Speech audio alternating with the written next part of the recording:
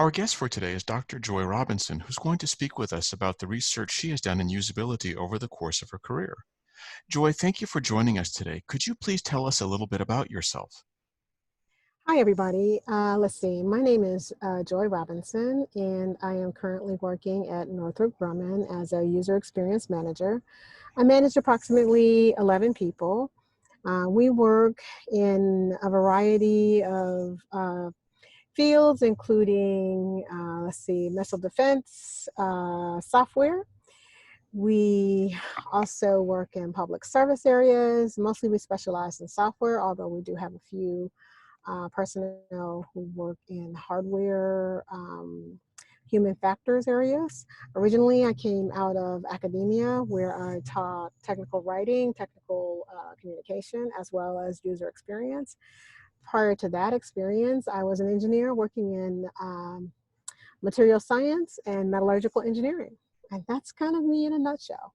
Awesome. Joy, can you tell us a little bit about the topics that you research in relation to usability?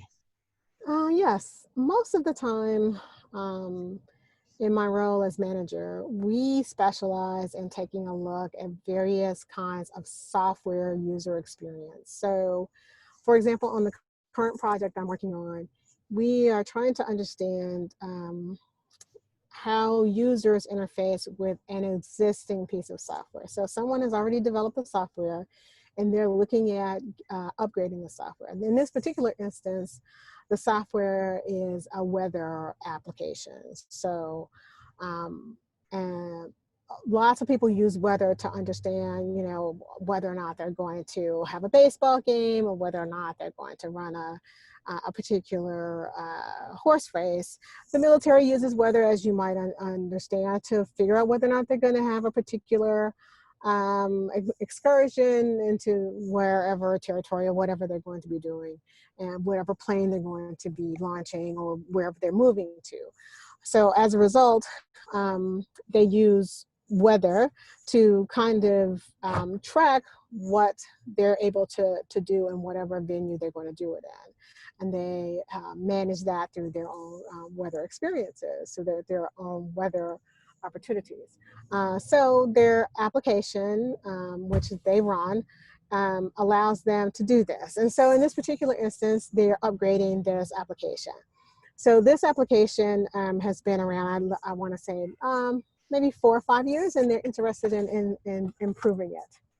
So we're taking a look at what can be done to basically modernize it, because you know how software is, it moves pretty fast. So anything that's 4 or 5 years old is basically ancient. So we're basically interviewing users and trying to understand what would be the best areas to try to improve this experience. We do things like watching what users do, what are the most important things they use the application for, how do they use the application for, what do they think about the application. We also do usability testing, where we provide them with a series of tasks and we record whether or not they can perform those tasks. We take a look to see how long it takes them to perform those tasks. Let's see what else. I'm also on another project where we are taking a look at trying to understand whether or not public service officials, so this particular project is for first responders. So people who work in roles of police or fire or something like that, they also have software in their vehicles and they have software in their 911 facilities that help them respond to various emergency events. And so that software also needs to be current, right? We want to make sure that all of our public officials know where to go when there's an emergency. So we, in that particular instance, we do observational studies. We come in and we sit with our users to see, how they're using the software and where can we make improvements. So for example, one of the last facilities I happened to visit, we noticed that it was reasonably difficult for the supervisors to walk the floor because there was not a portable device for them to view the Mhm. software from. Most of the devices were either on a computer or trapped on a device that was dedicated to a car. So there was no tablet or a mobile phone that made it easy for someone to train or for a supervisor to use it for. So we were at that point trying to help to develop another piece of another platform for the software to be used on. So that's mostly where the kinds of research that I do at this time. Very cool. Well, Joy, in discussing these projects, you've mentioned a couple different kinds of methods you use. You mentioned user testing, and you also mentioned user observation. Why did you select those methods versus other ones available to you to research those topics? Most of the methods that we use are basically predicated on the kinds of access we have Mhm. to our users. Because of the industry that we're in, our access to users is somewhat limited. Some Mhm. other industries have, in some ways, unlimited access to their users. When I was in mostly working in academia, and I did a lot of different kinds of research across different areas. For example, I did a study on distracted driving, Mhm. and we had a driving simulator, and we ran a number of people through the driving simulator, right? So we could just basically advertise for anybody who wanted to come sit in the simulator, play around with our Apple devices, and test whether or not they were going to run into the back of this car, basically. So that was sort of, we had unlimited access to our participants. But when we want to know whether or not the Air Force is going to have trouble using their particular weather app, that's a very select set of people who A, know how to use this weather application, and B, also belong to the Air Force.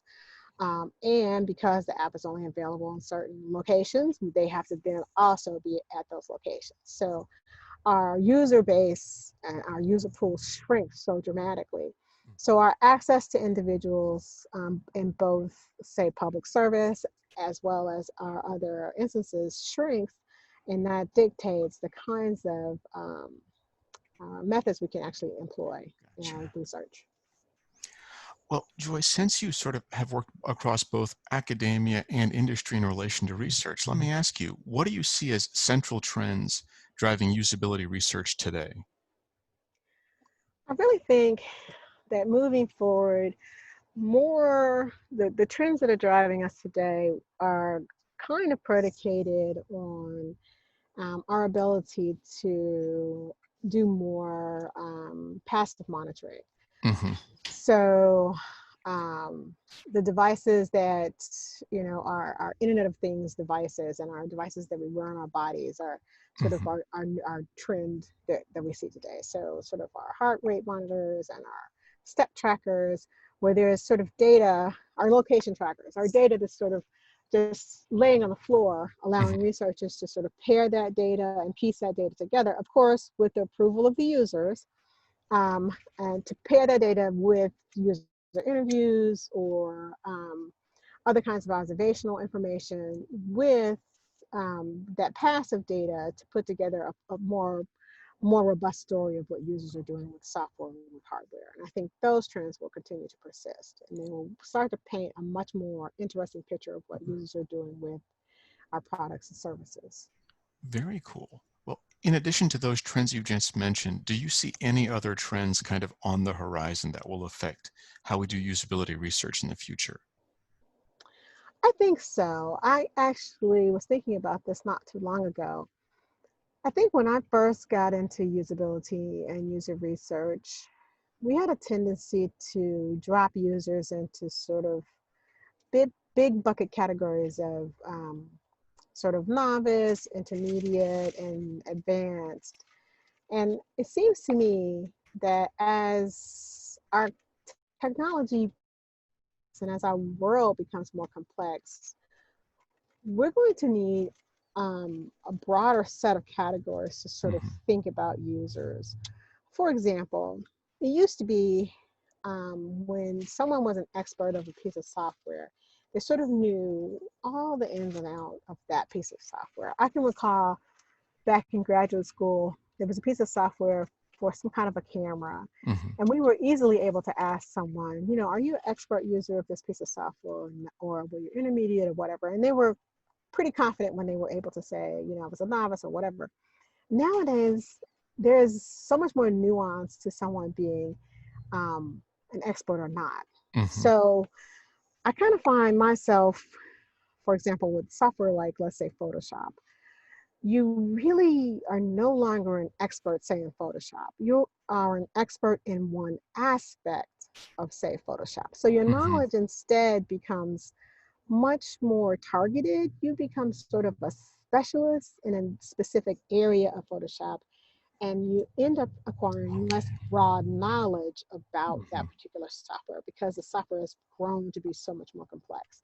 The same can be said for hardware. Cars today, for example, Hmm. you may be specific specialist in saying, as a repair mechanic, on maybe how carburetors work or something very specialized, but you likely don't know everything there is to know about some other system in the Right.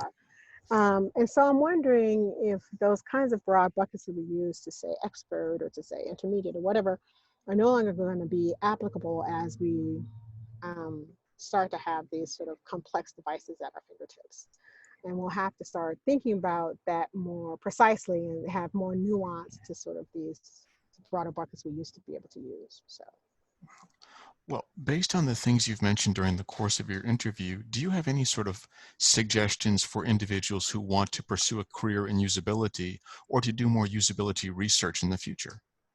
Absolutely. Get an internship, find a co-op, do some volunteer work. I think it's super important for people to get their hands on these opportunities out there in the field. The field itself is so rich. I mean, you can go from I have a colleague right now she was doing virtual work even before COVID came, Hmm. um, only doing user testing all online and working with customers like Google and Apple and those kind of genres. And before I joined a defense company, I was doing online studies with people, and they mostly were financial. Hmm. So, and then of course, I know you do a lot of health studies. So the field is so broad. Just get a chance to get out there and start working in some industry that you're interested in just to get your feet wet, to sort of see what it looks like.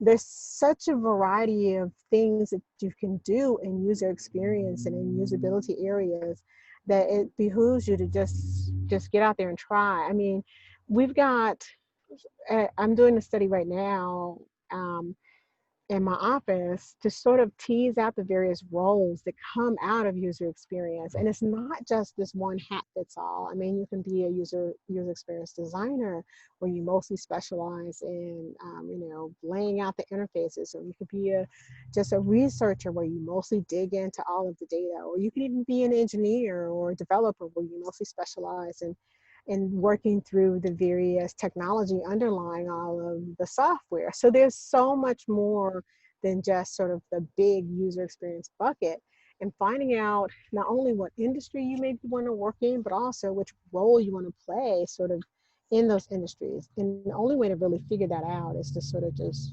jump in feet first. So any way you can get your hands on an experience like that is worth sort of doing so. Well, Dr. Joy Robinson, thank you so much for sharing your time and expertise with us. I really appreciate it. And I hope maybe we can chat some more later, or you might be able to answer questions if they come up. Oh, absolutely. No problem at all. Thank you so very much. You take care. Thanks so much, Kurt. Take care. Bye bye. Bye bye.